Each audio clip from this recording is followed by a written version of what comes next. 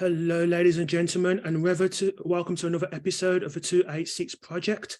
My name is Chris Akers, and on this podcast, we talk about arts, culture, politics, and sport, and anything else we can think of. Now, today's guest is an absolute pleasure to have. I've just finished her latest book, River of the Gods, which I thought was incredible. It was amazing. Her Thank name you. is Candice Millard, and she's here to be interviewed now. So, hello, Candice. Hi, nice to meet you. Thanks for Good. having me on. You're welcome. As I said, it's an absolute pleasure to have you on. Before we get started with the main crux of the interview, can you just explain to our viewers who you are, what is it you do, and go from there? Sure. My name's Candice Millard. I'm an American writer. I write narrative nonfiction. So The River of the Gods was my fourth book. And what I like to do is I like to take a moment in time that I think is illuminating about the main character I'm writing about in that period in time. And I like to focus on moments in which someone is struggling, not when they're sort of their moments of triumph, but when they're struggling, whether they're sick or they're grief stricken or they're scared or whatever it is, because I think that, to me at least, that really is what exposes their character, and that's how you can really understand somebody and hopefully how you can connect with them. So that's what I do. Okay, good. Am I right in thinking you used to write for National Geographic beforehand? Is that correct? That's right. Yeah, I worked for the magazine for 6 years. Okay, cool. And you just said there that you've written 4 books. Can you just give us a brief synopsis of the previous 3 you've written? Because I've actually just ordered one about James Garfield, but we can get into more detail later on. But give us a brief synopsis of the 3 books that you've written.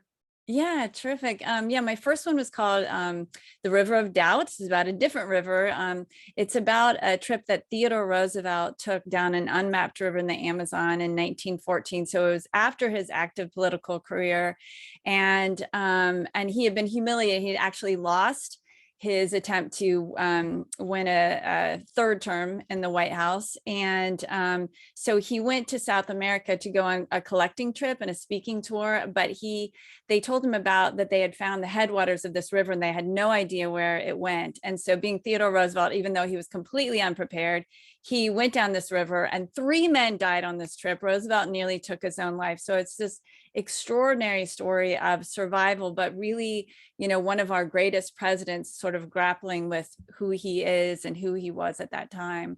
My second book, which you mentioned, is called Destiny of the Republic. It's about the assassination of James Garfield, who is really pretty much forgotten by most Americans, but I believe would have been one of our greatest presidents. He was absolutely brilliant. He was kind. He was incredibly progressive for the time, but he was shot just a few months into his first term, and he died not because of the bullet, but because of his own doctors. And then the third is called Hero of the Empire, and it's about Winston Churchill. When he was a very young man, he was 24 years old, and he went to South Africa to cover the Boer War, and he was captured and he was taken as a prisoner of war, and he escaped. Being Winston Churchill, he escaped and he made it across almost 300 miles of enemy territory. And he didn't have a map, a compass, food. He didn't speak the language. He didn't have a weapon.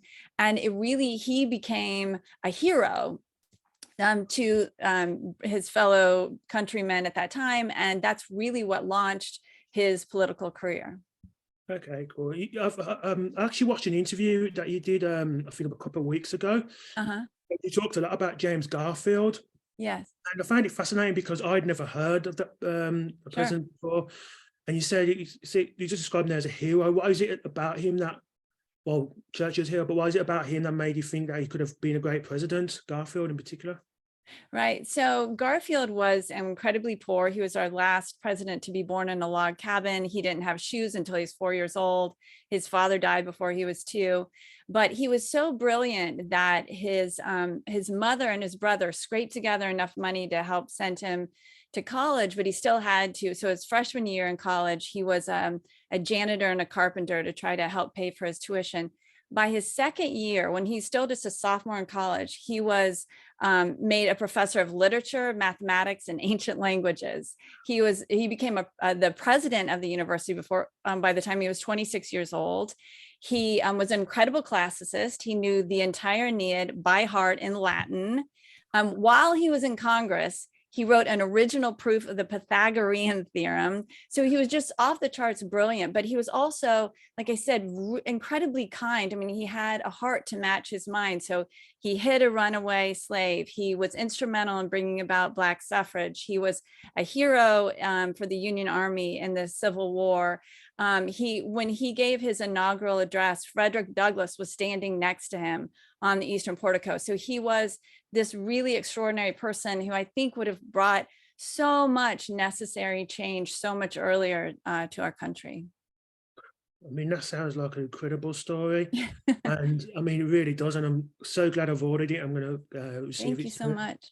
But I'm just wondering, the books you described there, would it be fair to say that you focus a lot on the struggle of a person or a situation? Is that one of the things that attracts you to writing the stories that you want to write? Yeah, exactly. Like I said, I think there are a lot of books, especially about somebody like Winston Churchill or Theodore Roosevelt, that talk about their great moments of triumph, right? When they are sort of on top of the world and everybody's behind them and everything's going right. And that's obviously fascinating, and that's part of our history, and it's part of why we're interested in them. But to me, to really understand somebody, you need to see them when they're struggling, right? When they're not doing so well, because that tells you who they really are. So for instance, Theodore Roosevelt on this river in the middle of nowhere in the Amazon, and 3 men have died and his son's with him, and they all came very, very close to death. And his first concern was for the other men with him. So when he traveled, he always brought a lethal dose of morphine with him. So if he got sick, he would never endanger the lives of the other men who would try to get him out, right? And so he told his son and this ornithologist who was with them, he said, "You go on, I'm going to stay here," because he had injured his leg and he was so sick he couldn't even sit up. And the only reason Theodore Roosevelt didn't die in the middle of the Amazon, and that would have been the end of his story, was that his son refused to let him stay. He refused to let him take his own life and just end there. And Roosevelt realized the best way to save his son was to let his son save him and focus on getting his father out, and then he himself would also survive. So, and also the same with Garfield, when he was shot, and he was shot in the back, and incredibly, it didn't hit any vital organs. It didn't hit his spinal cord. And this is after the Civil War, the American Civil War. So there were a lot of people walking around with bullets in them doing just fine. And he would have been fine, again, but for the doctors who kept inserting unsterilized fingers and instruments into the wound in his back, causing this horrible septic shock is what ended up killing him. But when and he suffered unbelievably. It took him months to die. But his concern was always for the people who were caring for him and who were worried for him. It was for his country. It was for his family. And Garfield himself referred to it as the bed of the sea. He said, when somebody is sick or grieving or they failed, they're suffering from failure, everything's stripped away and you see the real character, you see who they are. It's the bed of the sea. And again, that's what interests me. And that's why when I'm choosing a story to tell, those are the kind of stories I gravitate toward. Okay, well, going back to the interview I said I'd heard you conduct a couple of weeks ago. I think I'm right in saying that you're a fan of science, is that correct? Yeah, because I worked at National Geographic for so long, you really can't work there without just sort of being in awe of science and nature and just all its incredible variety and magic and mystery. So yeah, absolutely. So obviously my first book, since it was set in the Amazon, it had a lot about natural history, because one of the questions I had to answer was, here you have Theodore Roosevelt, he's known as this great hunter, right? And his co-commander was this Brazilian man named Candido Rondon, who's still a great hero in Brazil today. And he knew the Amazon better than any man who wasn't an indigenous Brazilian. And so, and they're in the richest ecosystem on Earth. and they're starving to death. So the question is, why? How are these men starving in this environment? And the answer is evolution. So if you go there, as I did, it's amazing. I mean, everything's eating you. You know, you're constantly being eaten by insects and things. But anything that you can eat, I mean, good luck even seeing it, much less killing it. You know, because everything has developed through evolution to either be a predator or not be prey. Either one, it demands that you hide, right? That you be invisible. So, you know, you can see a few monkeys maybe way up in the canopy. You can see a few caimans kind of sinking into the water. But, you know, it's evolution. It's fascinating. And so I wanted that in each of my stories. I wanted to have some in the Garfield story, it's medical science, some aspect of science, to me at least, is fascinating. I mean, the image you just portrayed there of the Amazon, I just think is an incredible one. And talk about the science behind it and the briefly ecosystem. Right. It's curious because when I heard you're a fan of science, I would have automatically thought, oh, you'll be a science fiction writer. Oh, I But see. narrative non-fiction. So I'm just wondering what Yeah. attracted you to narrative non-fiction as opposed to the science fiction elements of writing? Well, it goes back to really to when I worked at National Geographic. I always say that was my real education, because I learned so much about storytelling, but also about research, which is the core of what I do.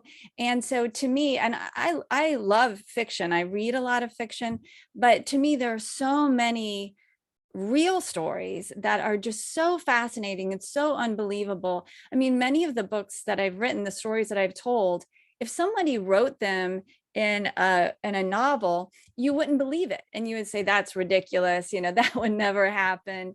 But when it did happen and it's documented, and you have diaries and you have letters and you have newspaper articles documenting it, it just brings this whole nother dimension to it, right? And it's just mind-blowing and fascinating. And there are a million stories. They're like far too many stories than we could ever tell. Yeah, so in regards to stories, if you don't mind talking through your writing process in Sure. regards from the start, in terms of what attracts you to a particular story, a particular moment in time to write about, all the way through to the actual published book, what is that process like? It's a long process for me. So, you know, all nonfiction obviously necessitates a lot of research, but narrative nonfiction in particular, you not only have to have, like, you know, all the facts, but you have to have things like dialogue, right? And you have to have things like just really vivid details that you hope will make the reader feel like that they're there. And so to me, the most important part of the process is the idea, is choosing the idea, because you know, there are a lot of great, like I said, a lot of great stories out there, but not all of them would work for narrative nonfiction, or at least not in book form. Maybe there'd be enough to write an article about, but to have a whole book, you have to have so much primary source material that you are drowning in it, that you feel like there's no way I'll ever get through it. And that's just really necessary. And so that's my primary criteria. It has to be, and it has to be a story that I am personally really fascinated with, because it takes me 5 to 6 years to working on each book. So obviously I need to, you know, be just endlessly fascinated with it. Otherwise it's just hard to keep going. And if you're not interested as a writer, if you're not deeply interested in a story, there's no way that you're going to interest a reader, right? Because that comes across. And so once I've found a story that I think is going to work in all those ways, I start with just casting a very wide net. I find all the archives that I can. I do all my own research. I go to the archives, but I also go to where the story played out. So I went to this remote river in the Amazon. I went to South Africa, researching Winston Churchill. My last book is set in East Africa. I'm in the search for the source of the Nile. So I went to Zanzibar, Tanzania, Uganda. And, you know, that's obviously the best part of the job, right? It's so much fun and so fascinating to be able to do that. And so I just gather everything that I can, and I bring it all back to my office. And now it's really nice. I mean, I started doing this almost 20 years ago. And at that time, like iPhones weren't really a thing. Yeah. And so for documents and things, I had to photocopy them. And sometimes they won't let you photocopy things. For instance, with Roosevelt, his son was on this trip, and his son had this beautiful leather Letts of London bound diary that he kept. Well, they have that at the Library of Congress, but they're not going to let me, smash it down on a photocopier. So it took me 6 months. I had to go through their copy service 6 months just to get a copy of this diary. But today you can just take pictures with your phone, and then I print them out, and I highlight and I underline, and then I have a whole. I mean, it takes me years working on just getting the research and then organizing the research and understanding the research. That's several years. And then I take an entire year working on the structure. So I outline the entire book. And I think that's really important, because once you start writing, it's really hard to move things around, right? Because you get sort of into the leaves and you can't step back and look at the whole forest, right? And so if you're working from an outline, you can say, oh, actually that belongs in this chapter, and just move things around very easily. And you can really see the whole structure. And you can work on things like foreshadowing and tension and, cliffhangers and all of that stuff that you hope keep people turning the pages. And then it's not until the last year that I actually start writing. So the great majority of the time is spent doing research, organizing the research, and outlining. Okay, it's was one of the things I found. I mean, first of all, I envy you, because I've written a book myself. I wrote Congratulations. someone, I was ghostwriter, and in a way that was a lot simpler than what you had to do, because it was just me, the subject of person, and then just writing down their words and putting it in the book. But for yourself, I mean, to go to these places, I mean, it must be a wonderful experience to do that. It must be really incredible. And one of the things I've noticed, we just talked about struggle, but especially in the River of the Gods, you focus a lot on the main characters and their personal lives. Mm-hmm. In regards to research, how easy is that to do? Because it's one thing to find facts and whatnot, but to get testimonies of people's personal life, unless they have a diary in all their intimate thoughts in, it must be very hard. So how do you go about doing that? Well, and like I said, so I wouldn't have told the story if for one, if one of the characters, Sidi Mubarak Bombay, hadn't been part of these expeditions. He was what, and I'll talk about him a little bit if you want, but he was a big part of what convinced me to try to tell the story. But secondly, if I didn't have that preponderance of primary source material, so there are three men, Richard Francis Burton and John Hanning Speke, both of whom were British explorers, and then Sidi Mubarak Bombay, who was an African and was, I think, without question, the most accomplished guide in the history of African exploration. So Burton and Speke, especially Burton, he was an incredibly prolific writer. So, and they have at the Royal Geographical Society in London, the British Library, the Royal Asiatic Society, the National Library in Scotland and Edinburgh, they have all of their letters, and they have diaries, and they have the books. They both wrote books. Burton wrote dozens of books, and Speke wrote books about all of his expeditions. And in that, and really mostly in the letters and things, they talk about the envy, and they talk about the ambition, and they talk about the resentment and the betrayal, and all of those things come out. And it's not just their papers, it's other people who knew them. And that's another thing that you need, is not just a lot of these personal papers of your main characters, but the people who surrounded them and knew them and were watching them and were telling their stories to each other as well. And so absolutely everything I have is very well documented in the book. And that's one of the things that's really important to me too, as a narrative nonfiction writer. I think sometimes people think, oh, narrative nonfiction, you can take liberties, right? But you can't. There's nothing, I would never ever make anything up. And I mean, that's what makes it hard, but that's what also makes it interesting, right? And that's what makes it challenging. And again, what makes it incredible, because it's like, it's absolutely true. And if you have any question, you can look at my notes. I have pages and pages and pages of notes about everything I put into the book. Well, this was going to say, because obviously if nonfiction is different, you have to try and make it as accurate as possible.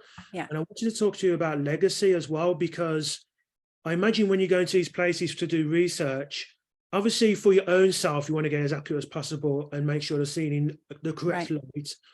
But was there any pressure from when you go to research, say when you say go to the British Museum or the Library of Congress, where from people there who are saying, please make sure you get this right? I think that they assume that you're going to try, but you're really on your own. I mean, even your publisher, they assume you're doing your work, you're doing what you're supposed to. And as we all know, there have been, unfortunately, writers of history, writers of science and things who have gotten things wrong or have plagiarized or whatever. And sometimes I want to give them the benefit of the doubt. I think sometimes it's accidental. I think what happens sometimes is people hire other people to do their research. And when it's filtered through, sometimes, they don't understand, oh, has this been paraphrased, or is this quoted, or is this an original thought, or is it borrowed? That's another reason I do my own research, as I'm super, super careful. I mean, I'm human, and, God, I hope I never make that kind of mistake, but I try extremely hard not to. And that's another reason it takes me so long. There's a funny story I heard regarding the research to do the Library of Congress, where you found something. I won't ruin it yet, but can you explain what book it was for, what it was, and were you given any reasons for it being there? Because I found it quite bizarre, to be honest. Yeah, so this is another example of why it's important to do your own research. I was working on my book about James Garfield, Destiny of the Republic. And as we talked about, Garfield has been largely forgotten because he was president such a short period of time before he died. And he died in 1881, and all of his papers, and a few years later were donated to the Library of Congress and the presidential papers there. And really, hardly anybody has looked at him since 1881. And so when I was working on this book, I went in and I was there for weeks, carefully going through all of his papers. And it's not just his papers, it's his wife's papers are there. It's his vice president's papers, all of his enemies and friends, and, they're all in Congress. And so all their papers are there. So it's a lot to go through. And the Library of Congress, as the British Library, all of these people, all these places, they have very strict rules, as they should. These are our national treasures. So you can have one cart next to you at a time. And I think you can have maybe 4 or 5 bins on that cart. And then you can have one bin on your desk in front of you at a time. And you have to take each item out one at a time. So I'm carefully, and I've been through bins and bins and bins. And I pull out this envelope, and the front of it's facing the table. I don't know what's in it. I've opened millions of envelopes at this point. So I open it, and all of this hair falls out. And then there's hair all over my desk. And I'm like, what? And so I turn the envelope over, and handwritten, it says, clipped from President Garfield's head on his deathbed. And I'm like, crap. And I'm, trying to blow it back into the envelope and thinking, because they watched you, and I thought, oh my God, they're going to throw me out of here. My career's over. I'm never going to be able to work in the Library of Congress again. But at the same time, when I was sort of panicking, I was also it was just this incredibly powerful reminder of just what we were talking about, of that responsibility that you have to get things right. If you believe, okay, I'm going to try to tell somebody else's story, then you better do everything you can to get it right, because some of these people, maybe a little bit less Garfield because he was forgotten, but somebody like Churchill, somebody like Roosevelt, they become almost mythical, right? They almost don't seem like real people because they did these great things and they're so famous, and they're separated from us by time or geographical distance. And it's just this really powerful reminder that this was a real person. And he was 49 years old, and he had so much promise for his young country, and his family loved him. And there were so many things he wanted to do with his life. And this never should have happened. It was an unbelievable, unnecessary tragedy. And again, I was just so grateful that even though, I didn't write about that moment in the book, it was just this very, very powerful reminder to myself that I better do everything I can to get things right. Yeah, I mean, I've been to libraries before. You see photos, you see handwritten statements. I've never known anything quite like that at all. That's right, hair. You don't expect hair. Was there a reason given amongst the research as to why they decided to cut his hair on his deathbed? I mean, I think it was a very sort of Victorian thing to do.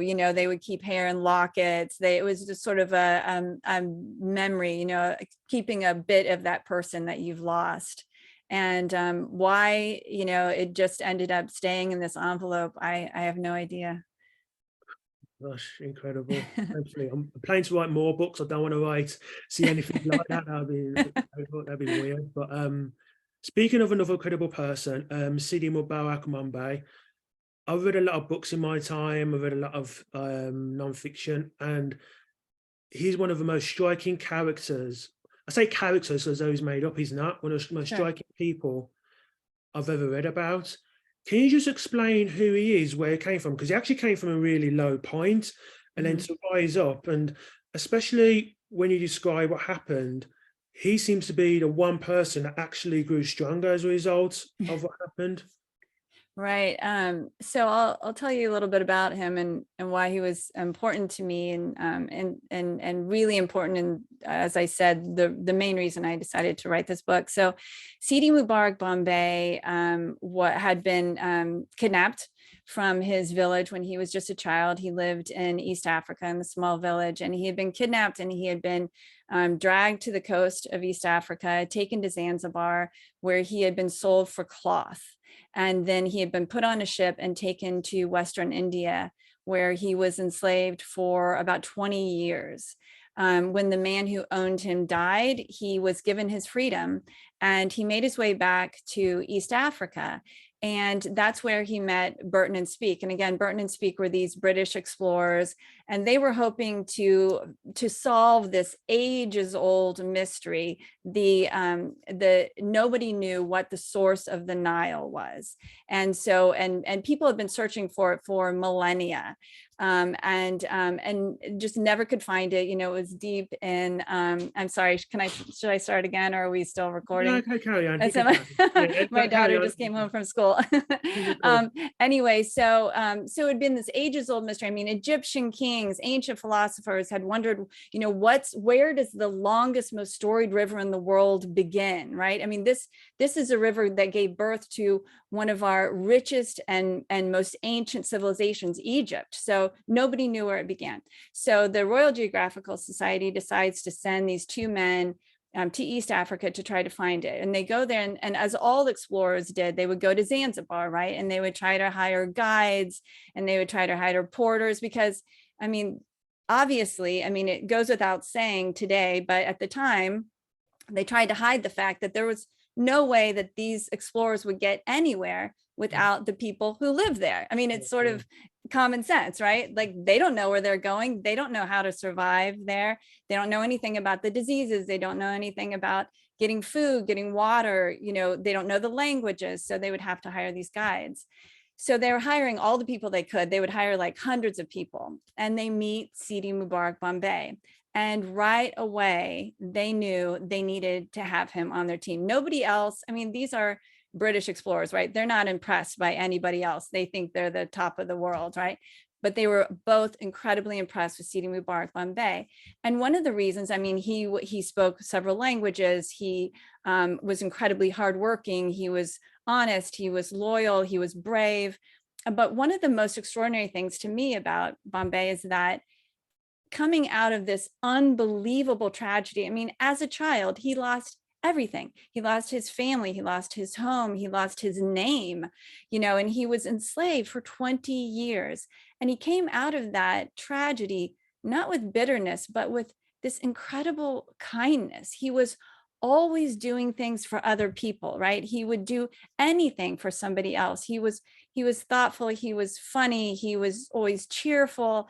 I mean, and they were, this was a brutal expedition that they walked mostly, and they had some donkeys that were always running away, but they covered thousands of miles of unmapped territory, to them, unmapped to Europeans.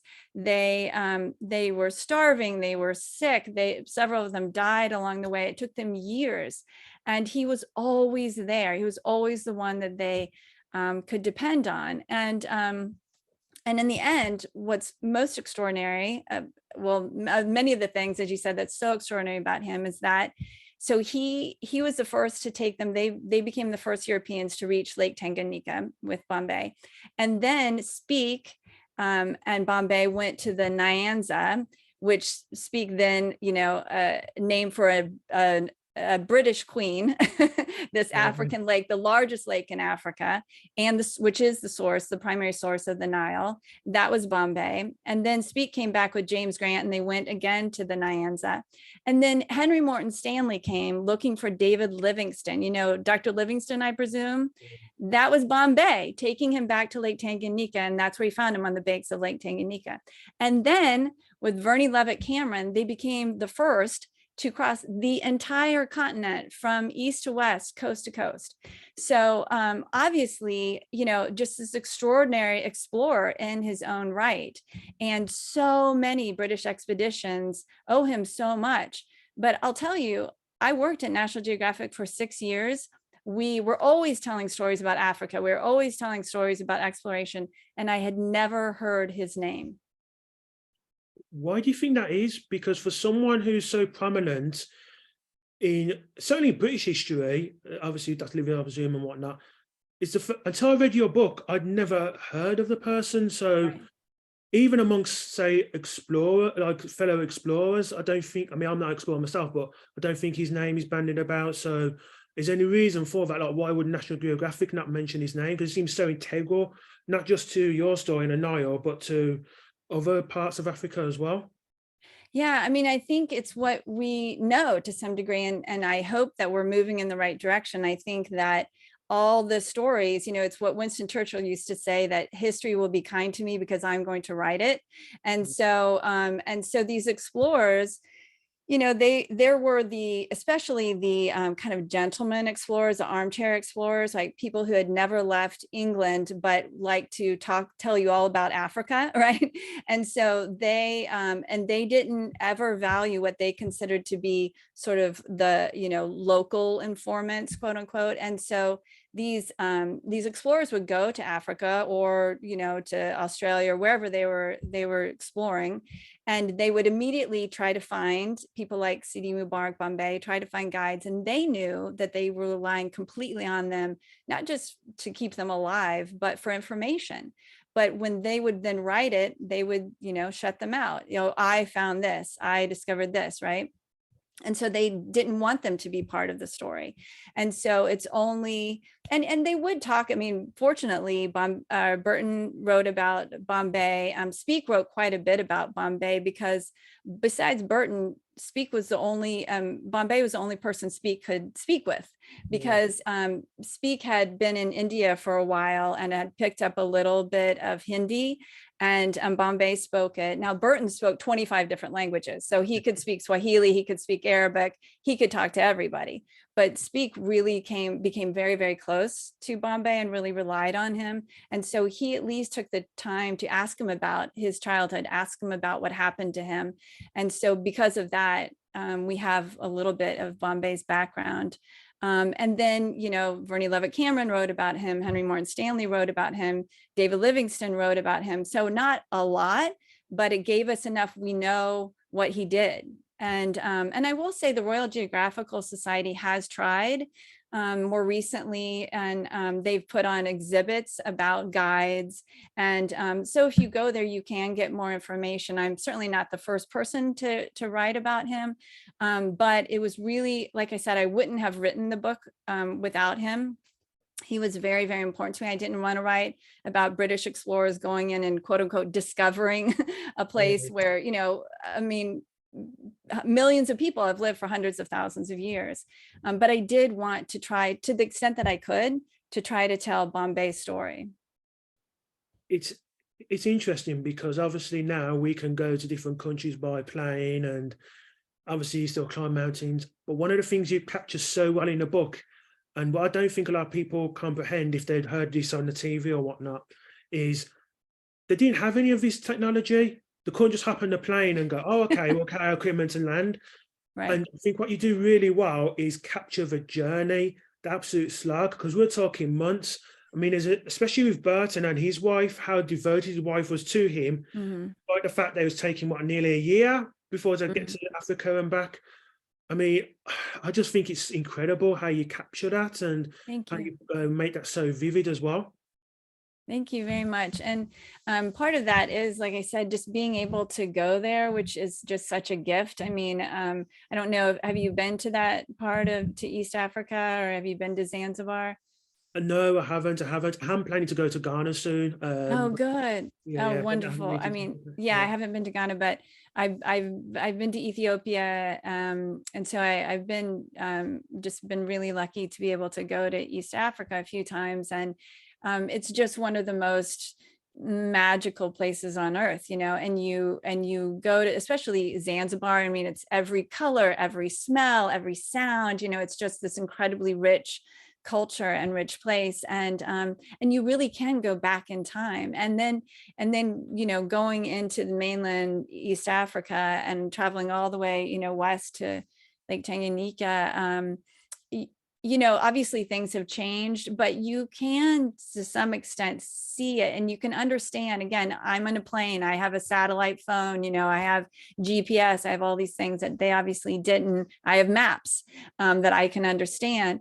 But you do get it, you start to just get this idea like, oh my God, it's astonishing anybody survived this. And yeah, it took almost 2 years, this one expedition alone.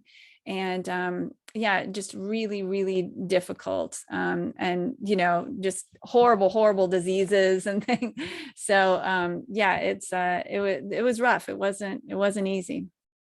Yeah. I mean, we've talked about struggle, and you talked about how much you have to also like a story in order to write it. Would you say that any characters in any of your books that you relate to, and if so, why?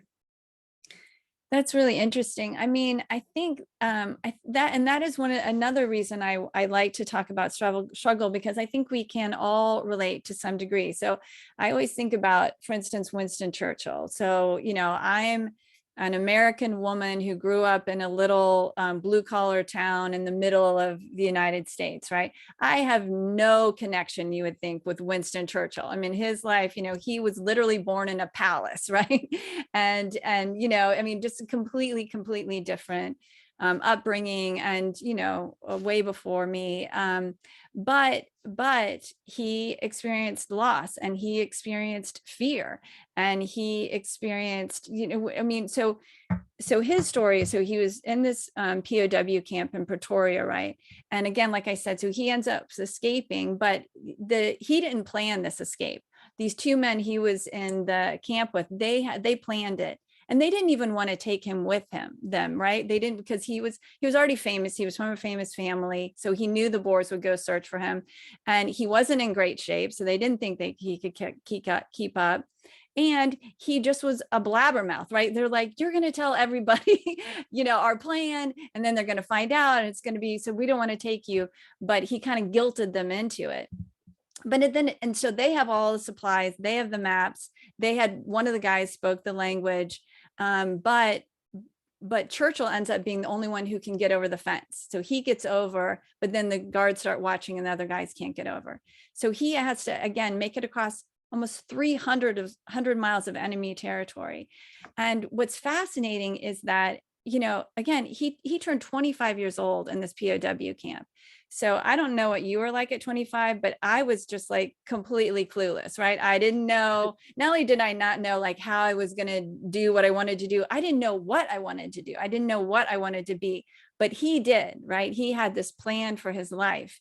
And you see all of these qualities that come to the fore 40 years later during World War II, right?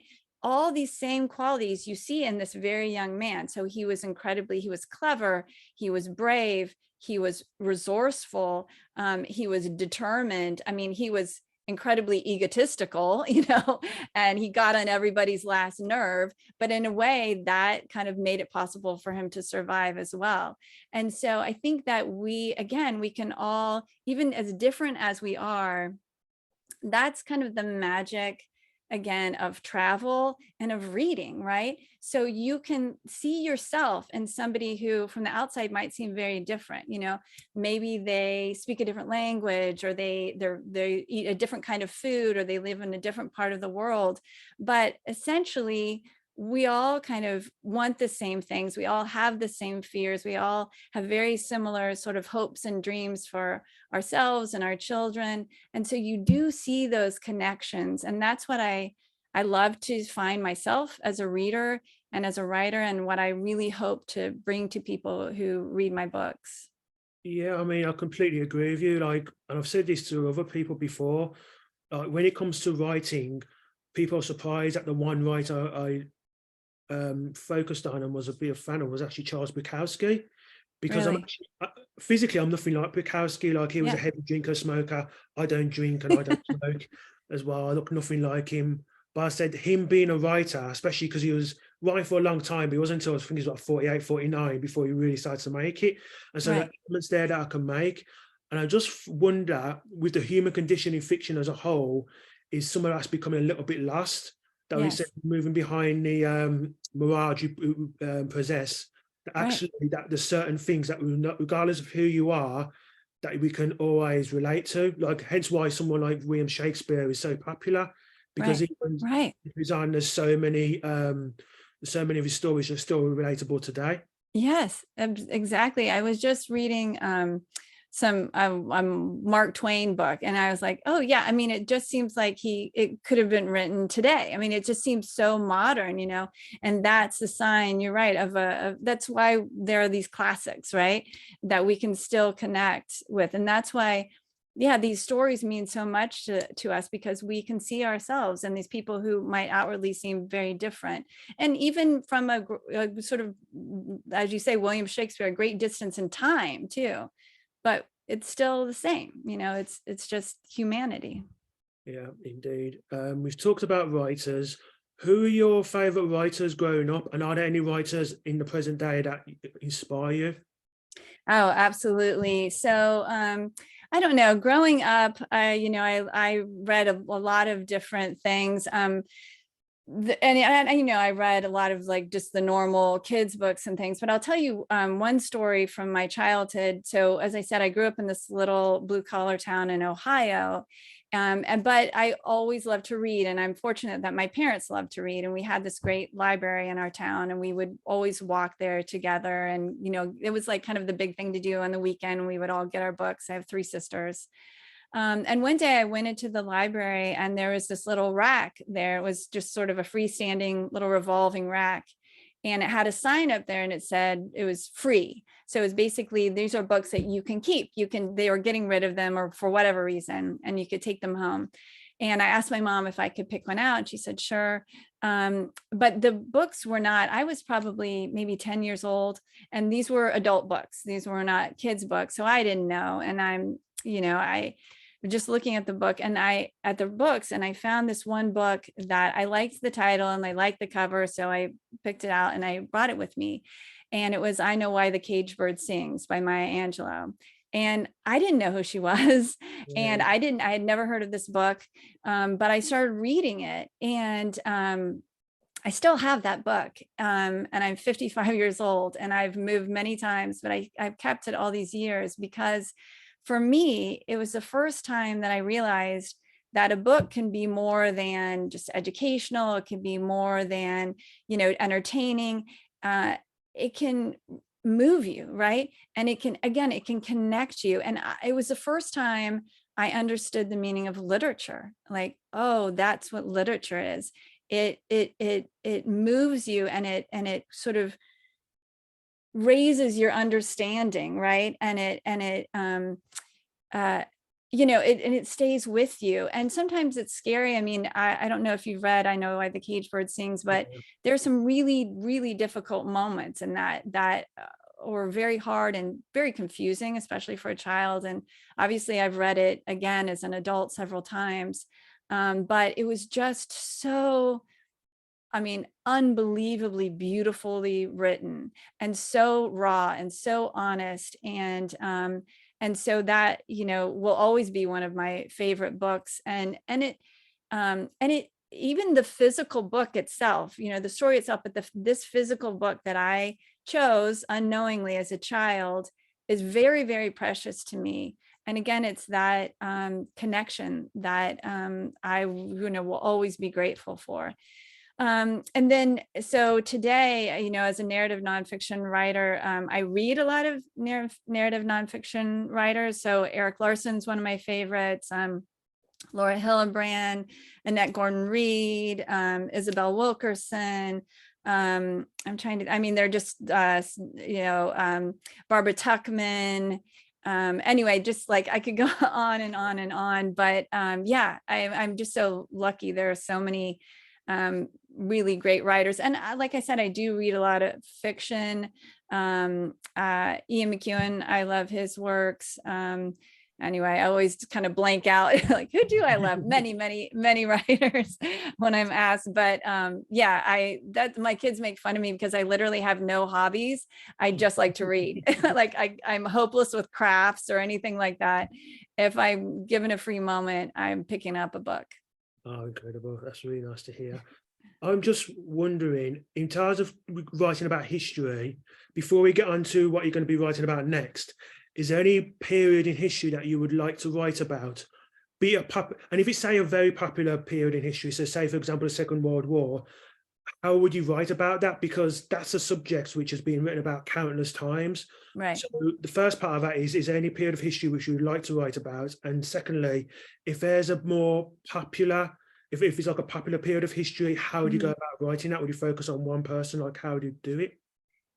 So I really love the 19th, 20th centuries because it's, you know, there's enough to work with, but also there's a lot to work with compared to today, right? So if you think about how many people sit down and write long letters, right? How many people keep a diary anymore?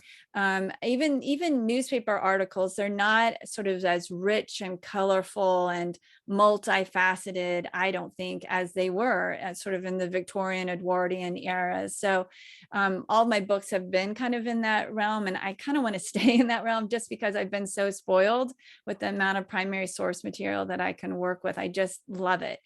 You know, I mean, I have chosen topics that you would think, oh my God, so much has been, so Winston Churchill. I mean, you know, you can't find somebody who more books have been written about than Winston Churchill, yet I had the audacity to think that I could write about him. And what I did is I found a story in his life that wasn't often told. You know, that it's amazing how many people had no idea that he had been a POW, because you think of him as an old man sending young men into war, not as a young man himself going into war, which he did many, many times.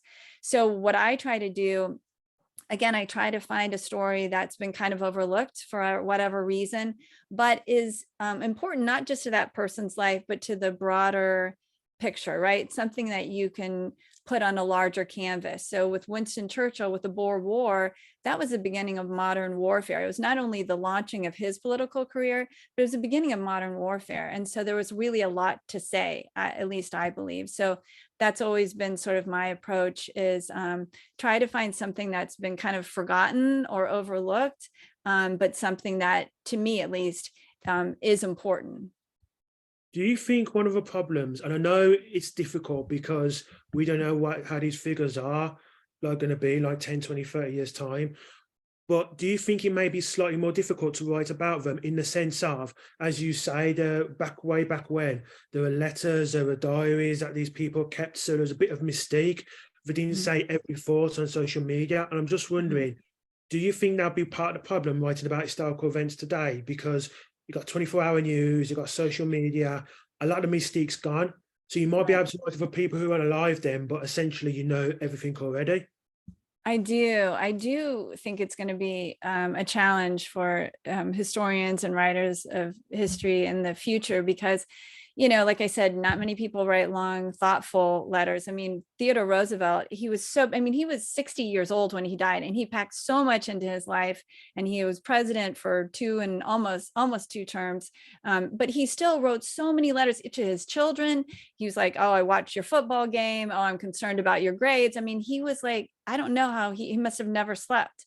And so that richness, I myself, I don't write long letters. I feel good if I send somebody an actual birthday card, you know, with a couple sentences. I don't keep a diary. And you know, how much can you get from a tweet? You know, how much can you get from a text? Not much, you know. Not only is it not long, but it's not thoughtful. You know, people aren't sort of, you know, expressing their thoughts and emotions and concerns in a thoughtful, sometimes really beautiful way, some of these letters. And that's what really brings it to life, you know, these stories. So I do worry about that in the future. And that's another reason why I'm going to kind of stay in my little corner of history. Cool. So nearly at the end of the interview.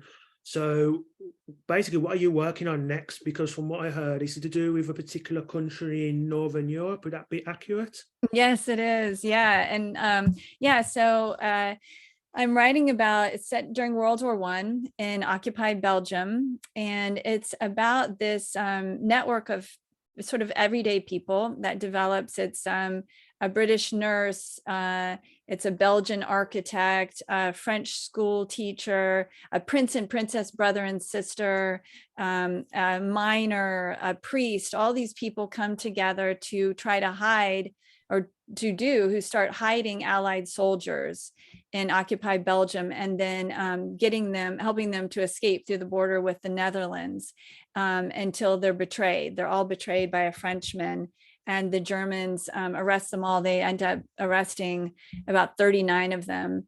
And it's just really just astonishing and devastating story, but I'm completely captivated by it.